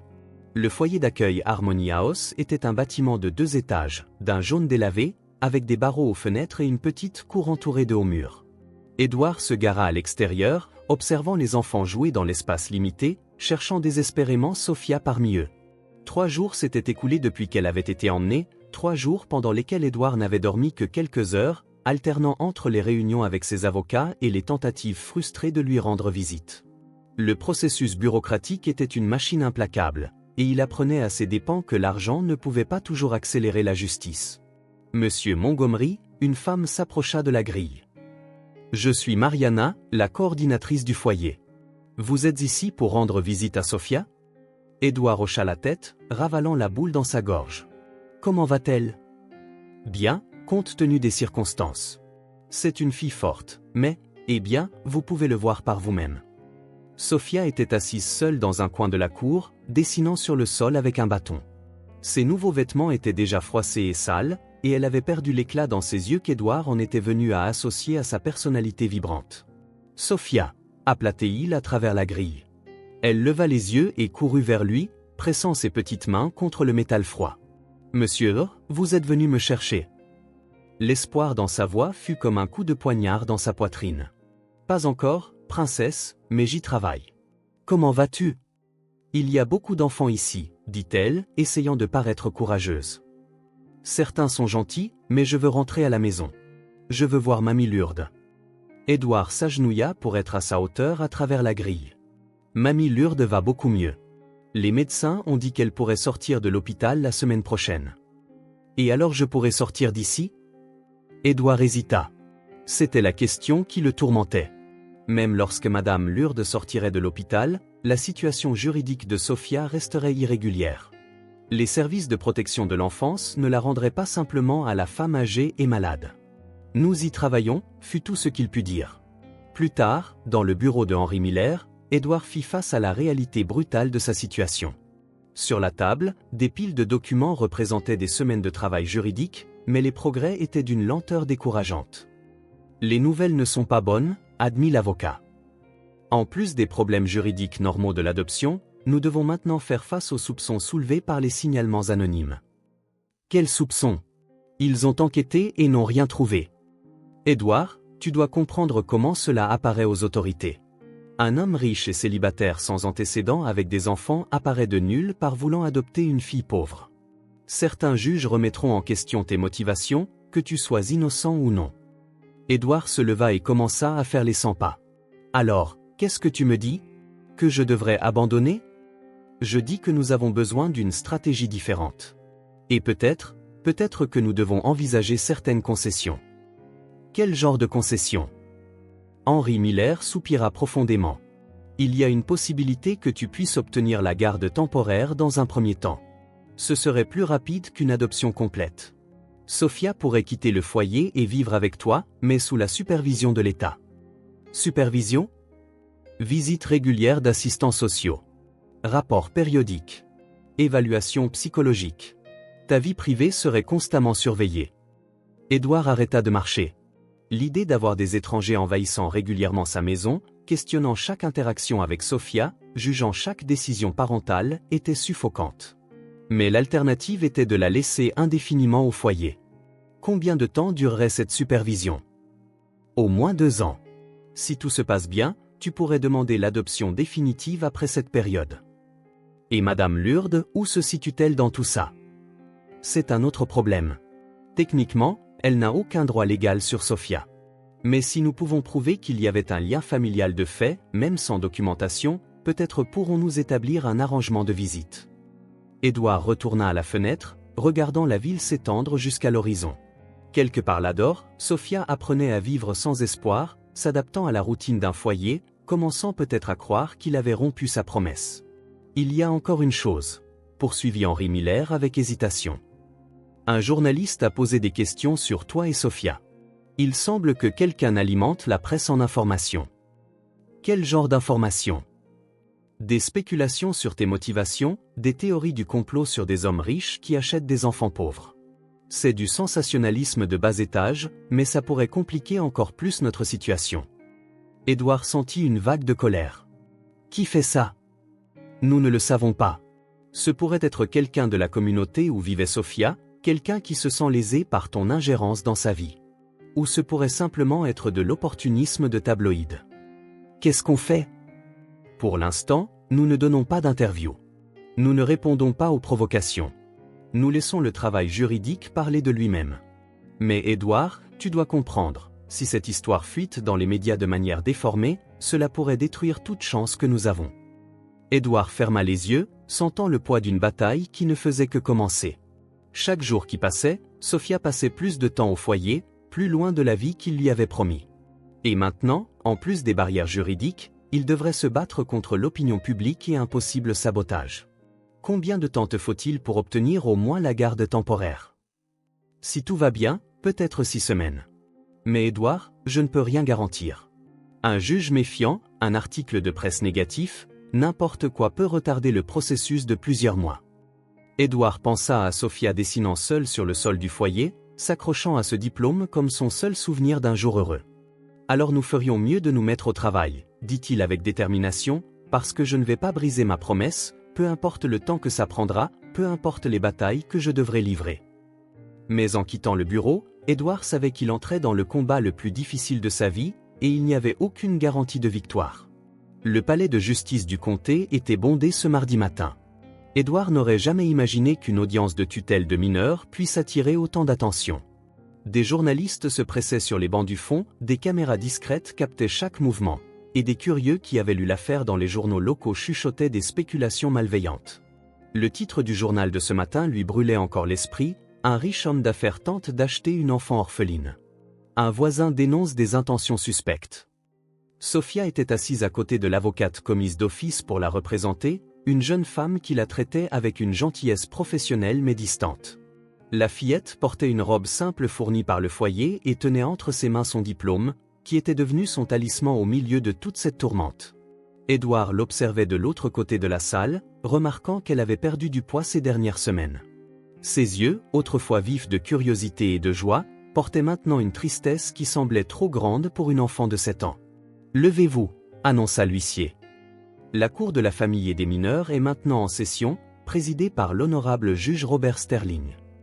Le juge était un homme d'âge mûr aux cheveux grisonnants et à l'expression sérieuse qui ne révélait rien de ses intentions. Il examina les documents sur son bureau pendant de longues minutes avant de lever les yeux. « Nous sommes ici pour statuer sur la situation de la mineure Sophia Mendes, actuellement sous la garde de l'État », commença-t-il d'une voix ferme. Monsieur Edward Montgomery demande la tutelle temporaire de ladite mineure, arguant d'une intention d'adoption future. Édouard se leva lorsqu'on l'appela, sentant le poids de tous les regards sur lui. « Votre honneur, mon intention est sincère. Je veux offrir à Sophia un foyer stable, une éducation de qualité et tout l'amour qu'un enfant mérite. » Monsieur Montgomery, l'interrompit le juge. « Vous avez 52 ans, vous êtes célibataire, sans expérience préalable avec les enfants. Pourquoi spécifiquement cet enfant ?» La question résonna dans la salle d'audience silencieuse. Édouard prit une profonde inspiration, sachant que sa réponse pourrait déterminer l'avenir de Sophia. « Votre honneur, Sophia m'a appris quelque chose que j'avais oublié depuis longtemps. Elle m'a montré qu'il y a quelque chose de plus important que le succès professionnel ou la richesse matérielle. Quand elle m'a demandé de l'aide cet après-midi-là, j'ai vu dans ses yeux un courage et une détermination qui m'ont profondément touché. Elle ne demandait pas d'argent ou de cadeaux. Elle demandait juste à ne pas être seule à un moment important de sa vie. » Le juge prit des notes sur son bloc-notes. « Et êtes-vous conscient des responsabilités que cela implique ? » ?»« Complètement conscient, votre honneur, et je suis prêt à consacrer ma vie à être le père que Sophia mérite. » C'est alors que la procureure se leva. La procureure du district, Elna Vance, était connue pour sa position rigoureuse dans les affaires impliquant des mineurs. « Votre honneur, nous ne pouvons ignorer les circonstances suspectes de cette affaire. Un homme riche apparaît de nulle part dans la vie d'une enfant vulnérable, offre des cadeaux coûteux, l'emmène dans sa résidence luxueuse. Nous avons là un schéma qui ne peut être ignoré. » Édouard sentit son sang bouillir, mais Henri Miller lui retint le bras, lui faisant signe de garder son calme. « De plus, » poursuivit la procureure, « nous avons reçu des signalements de la communauté où vivait l'enfant, indiquant des préoccupations légitimes quant aux véritables motivations du demandeur. » « Votre honneur, » se leva Henri Miller. « Ce sont des spéculations infondées basées sur des préjugés sociaux. Mon client s'est soumis à toutes les évaluations psychologiques nécessaires, à un casier judiciaire vierge et a démontré un intérêt sincère pour le bien-être de la mineure. » Le juge frappa de son marteau, appelant au silence. « J'aimerais entendre la mineure. » Sophia fut appelée à la barre. Elle marcha lentement, s'accrochant à son diplôme. Lorsqu'elle atteignit le banc des témoins, sa voix sortit, minuscule mais claire. « Votre honneur, » dit l'avocate de Sophia, « la mineure a exprimé à plusieurs reprises son désir de rester avec monsieur Montgomery. » Sophia, s'adressa directement le juge en baissant la voix. « Peux-tu me dire ce que tu ressens pour monsieur Montgomery ?» Sophia regarda Édouard, puis le juge. « C'est la première personne qui ne m'a pas menti, » dit-elle avec une sincérité qui coupa le souffle à toute la salle. « Quand il a promis qu'il prendrait soin de moi, je l'ai cru. Et même quand on m'a enlevé à lui, je le crois toujours. » « Et pourquoi le crois-tu ? » « Parce qu'il aurait pu partir après ma remise de diplôme et faire comme s'il ne m'avait jamais vu. Mais il ne l'a pas fait. Il a rencontré Mamie Lourdes.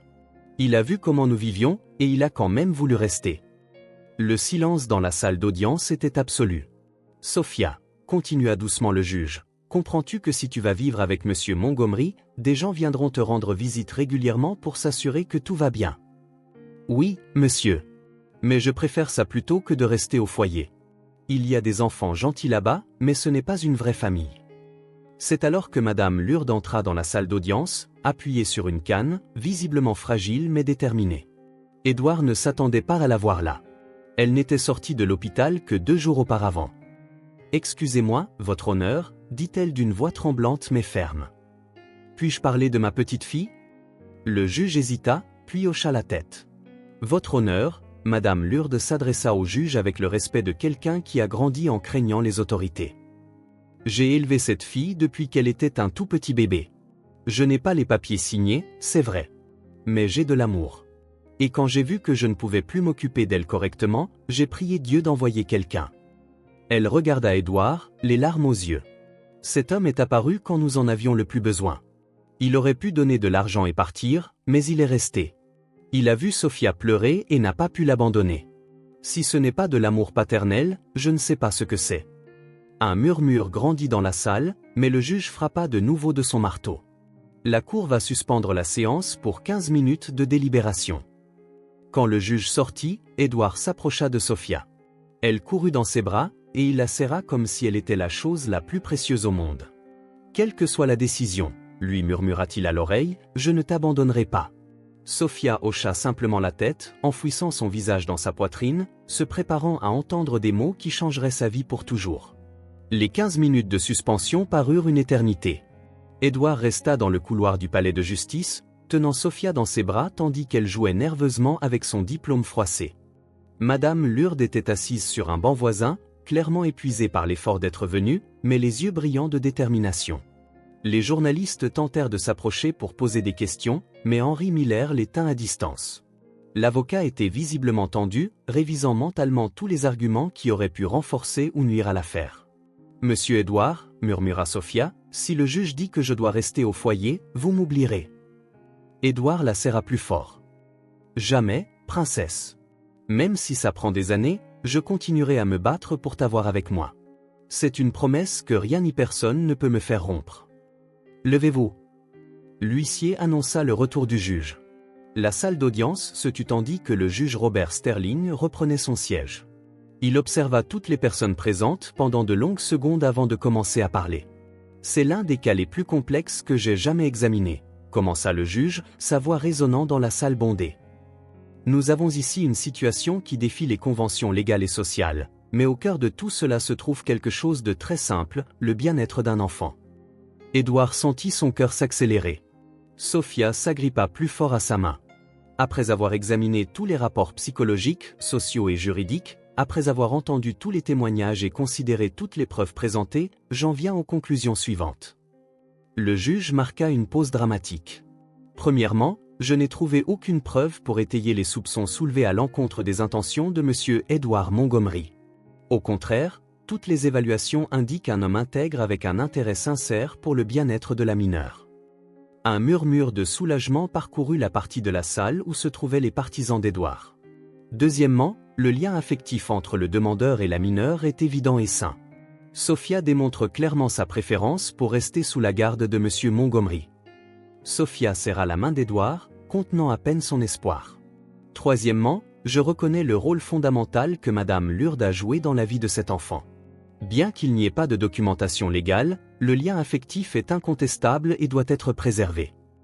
Madame Lourdes essuya ses larmes du revers de sa main tremblante. Par conséquent, poursuivit le juge, j'accorde partiellement la demande de tutelle.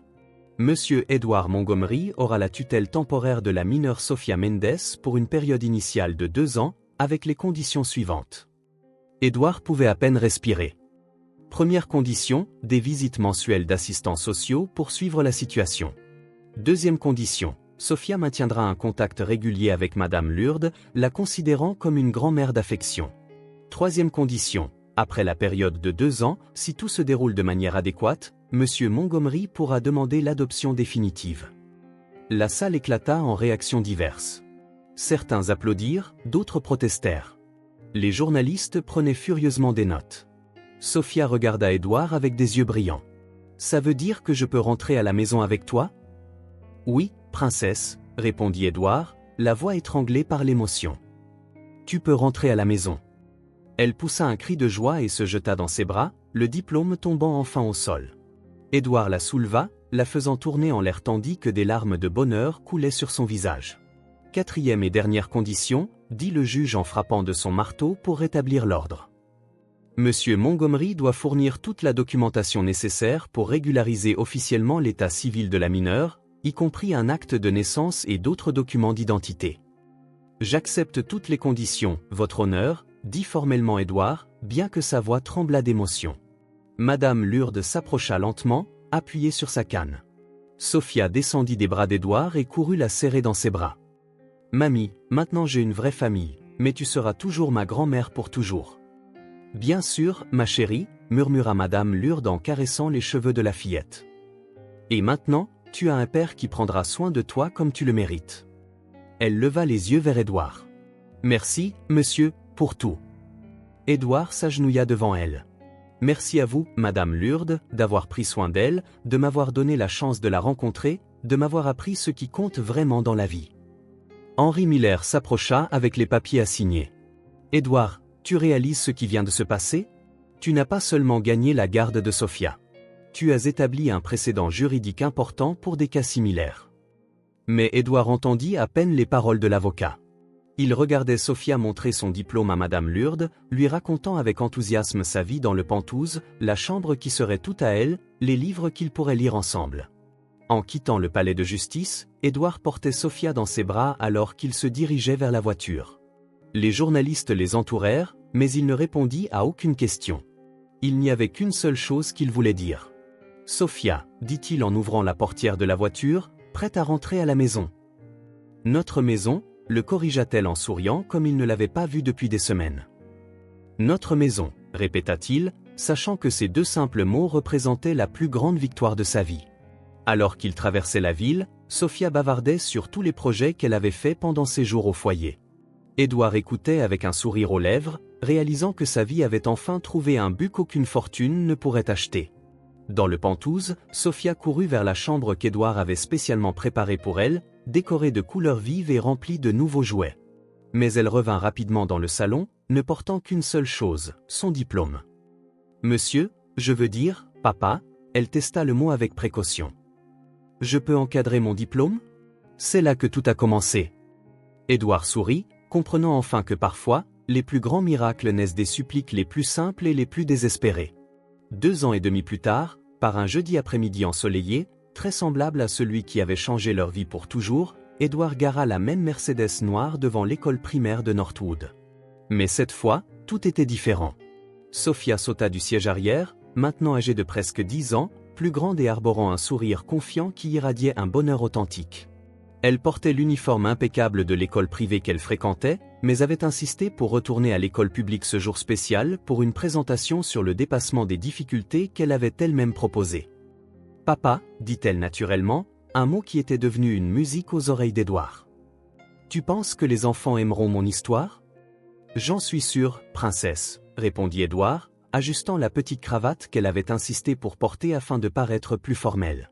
« Ton histoire peut inspirer beaucoup d'enfants qui traversent des difficultés. » Madame Marcia les accueillit au portail avec un sourire chaleureux. Au cours des dernières années, elle avait suivi de près la transformation de Sophia et était devenue l'une des plus grandes partisanes de la famille qu'ils avaient construite. « Sophia, comme tu as grandi !» s'exclama l'institutrice. « Et comment va Madame Lourdes ?»« Mamie Lourdes va très bien », répondit Sophia avec enthousiasme. « Elle vit dans une belle petite maison que papa a achetée près de chez nous. Elle a une infirmière qui s'occupe d'elle et je lui rends visite tous les week-ends. On fait des brownies au chocolat ensemble. » Édouard sourit en se souvenant de la maison confortable qu'il avait achetée pour Madame Lourdes, un endroit simple mais digne avec un jardin où elle pouvait cultiver ses fleurs et recevoir des amis pour discuter. La transformation de la vieille femme avait été presque aussi spectaculaire que celle de Sophia. Avec des soins médicaux adéquats et la tranquillité d'esprit de savoir sa petite fille en sécurité, elle avait retrouvé une grande partie de sa vitalité. Dans la cour de l'école, des enfants de différents âges se rassemblèrent pour écouter Sophia. Elle se tenait au même endroit où, des années plus tôt, elle avait reçu son premier diplôme des mains de son père. Sur le mur derrière elle, une plaque dorée annonçait le programme d'assistance familiale Sophia Montgomery, un projet social qu'Édouard avait créé pour identifier et aider les enfants en situation de vulnérabilité. Bonjour à tous. commença Sophia avec l'aisance naturelle de quelqu'un qui avait appris à s'exprimer avec confiance. Je m'appelle Sophia, et je veux vous raconter comment une supplique terrifiante s'est transformée en la plus grande bénédiction de ma vie. Edward regardait depuis le fond de la cour, aux côtés de Henry Miller et de Carla Jenkins des services de la protection de l'enfance, qui était devenue une alliée après avoir suivi de près le développement de Sophia ces dernières années. Il y a quelques années, j'allais à l'école ici, poursuivit Sophia. Je vivais dans une cabane avec Mamie Lourdes, qui était très malade. Le jour de ma remise de diplôme de maternelle, j'avais tellement peur d'être la seule enfant sans famille. Les enfants écoutaient avec une attention captivée. Beaucoup d'entre eux connaissaient le sentiment d'être différents, abandonnés, sans espoir. Alors, j'ai vu un homme élégant monter dans sa voiture et j'ai couru vers lui. Je lui ai demandé, le cœur battant à tout rompre, s'il pouvait faire semblant d'être mon père juste pour ce jour-là. Sophia regarda Edward, ses yeux brillants de gratitude. Il aurait pu dire non. Il aurait pu partir et faire comme s'il ne m'avait jamais vu.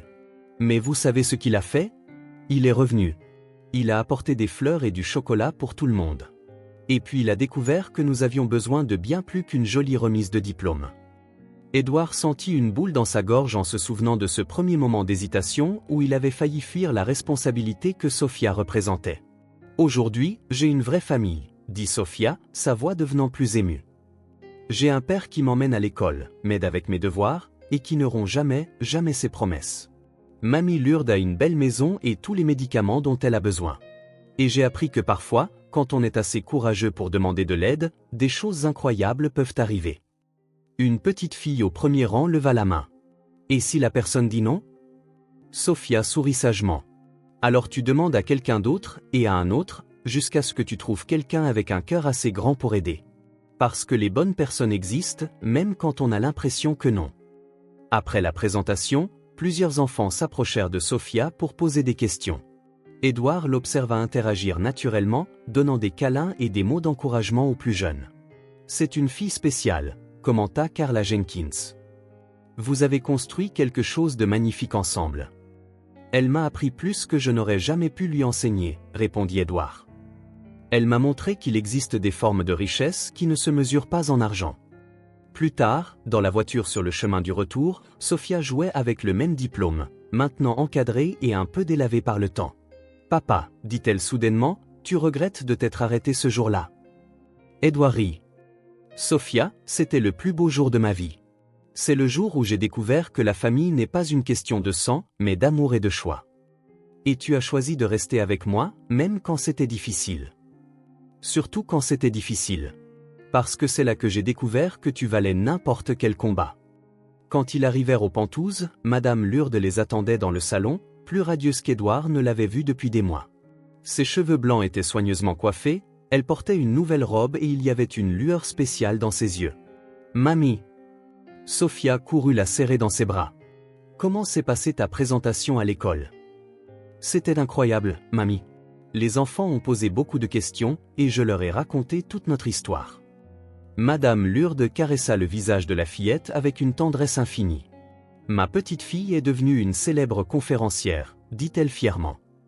Qui aurait cru que cette petite fille timide que j'ai trouvée dans une benne à ordures grandirait pour inspirer d'autres enfants? » Edward s'approcha et embrassa le front de Madame Lourdes, un geste devenu naturel au fil des ans.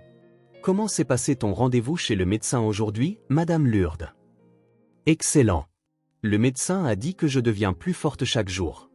Il a même plaisanté en disant qu'à 88 ans, j'ai l'énergie d'une femme de 70 ans. » Ils rirent ensemble, trois personnes qui avaient trouvé une manière unique et parfaite d'être une famille. Ce soir-là, alors que Sophia dormait déjà, Edward se tenait dans son bureau, regardant les photos sur le mur. Sophia le premier jour de sa nouvelle école. Sophia et Madame Lourdes faisant des brownies. Sophia recevant un prix de la meilleure élève de sa classe. Des dizaines de moments qui documentaient le voyage extraordinaire qu'ils avaient parcouru ensemble.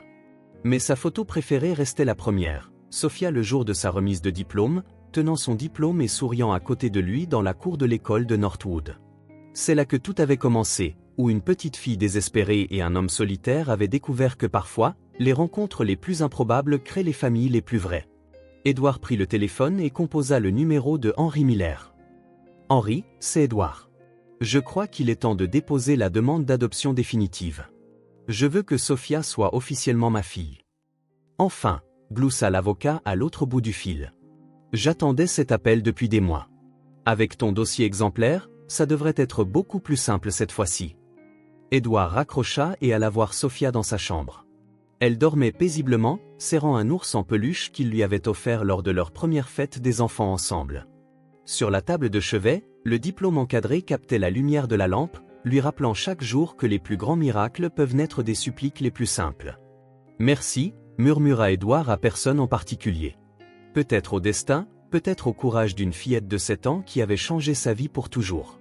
Sophia s'agita dans son sommeil et marmonna quelque chose qui ressemblait à papa.